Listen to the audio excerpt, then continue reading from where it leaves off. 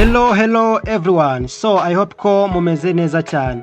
So uyu munsi rero nje kubereka website nziza cyane, website yafasha abacuruzi by'umwihariko bacuruza imyenda, inkweto, ko nabakoreye website. So iyi ni website uramutse ufite brand cyangwa se business icuruza inkweto, icuruza imyenda ndetse n'ibindi bintu byose, iyi ni website ishobora kugufasha.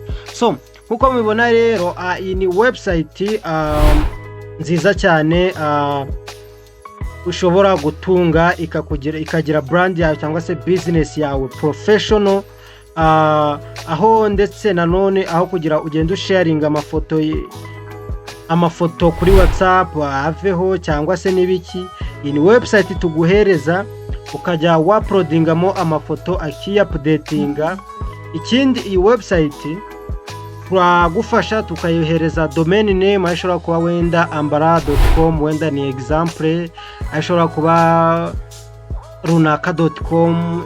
It depend na brand yawe, aho tugufasha kugira ngo business yawe irukinge professional, ikindi business development yihute. So iyi website rero nkuko mubibona ni website ikora neza cyane, aho umuntu tuvuge ko umuntu aje reka tuve ko umuntu wenda arimo gushaka ikanzu cyangwa se dress, ashobora kuza agakanda kuri dress, amakanzu akaza. Niba ashaka inkweto ashobora kujya kuri shoes, inkweto zikaza. Reka tuve ko uyu muntu ashaka inkweto, so nituza tugakanda wenda tuve ko yishimiye inkweto, turaza tuyikandeho. Nituyikandaho inkweto irahita iza n'igiciro na details zose ugomba kuba washizeho nk'umucuruzi. Tukatuvuye ko wenda umuntu ashaka inkweto ya white cyangwa se n'indi kara, kuko amakara yose uba wemerewe kuyashiramo. Noneho uyu muntu agomba gushiraho size y'inkweto ashaka, wenda tuvuye ko yambara 40, and then reka tuvuye ko akeneye inkweto imwe cyangwa ebyiri, reka tuvuye ko akeneye inkweto ebyiri.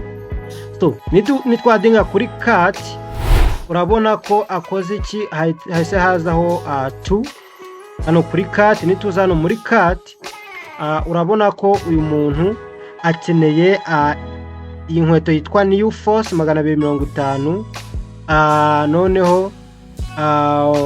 noneho inkweto imwe igura 35, inkweto ebyiri zihwanye n'ibihumbi 70. Already system it calculating now. Noneho tweka tuvuge ko dukora delivery ahantu hose waburi, twashizeho na ka delivery ka 2K cyangwa se k'ibihumbi 2. So niba umuntu agiye kugura 2 pairs of shoes ukongeraho na delivery, urabona ko birahita biba 72. So uyu muntu rero naba agiye guhaha ashobora gukomeza nazana kandikamo amazina yose. Reka tuvuge wenda ko umuntu yitwa MITech, wenda MITech tuvuge ko afite nimero yitwa wenda for example this one, tuvuge ko atuye Kigali somewhere, reka tuvuge ko atuye wenda let's say Nyamirambo. Nawe reka tuvuge ko uyu muntu wenda uyu nguyu ni umuntu urimo kugura guys, uyu ni umuntu urimo kugura wenda reka tuvuge ngo nkeneye these two pairs of shoes, these two pairs zikeneye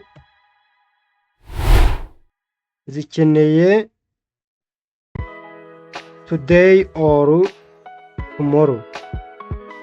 So nukuvuga ngo nk'umucuruzi uri gucuruza muri stock yawe cyangwa se mu duka ryawe bisanzwe wiyicariyemo, ariko website nanone ishobora kugucururiza online wiyicariye.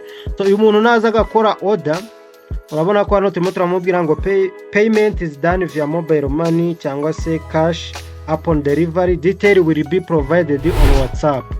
Nukuvuga ngo iyi ngiyi iramujyana kuri WhatsApp. So hano nashizeho WhatsApp yanjye,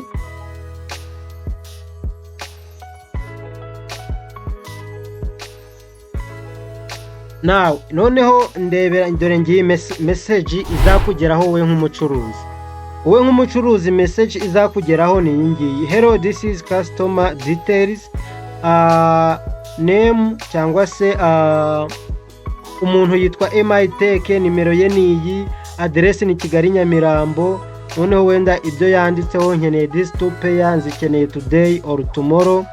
Oda summary agiye kodaringa new force 250.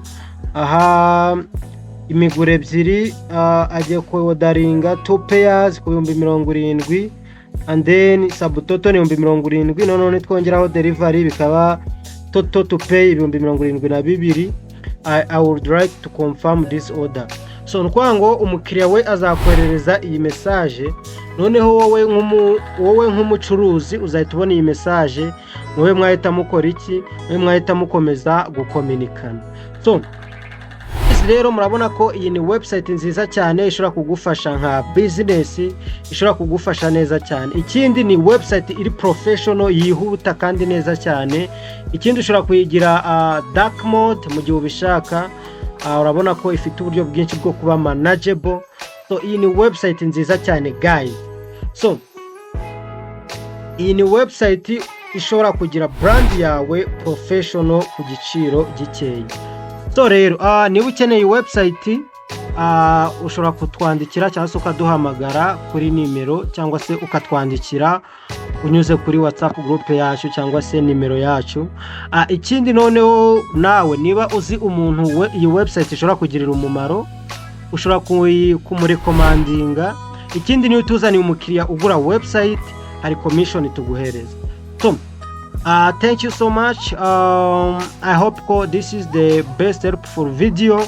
Nizere ko iyi project ari nziza cyane. Niba uyikeneye ushobora kutwandikira, ariko niba uri n'umunyeshuri cyangwa se niba urimo kwiga web development ushobora kwandika muri comment ukatubwira ko uko wabonye iyi website. Thank you so much.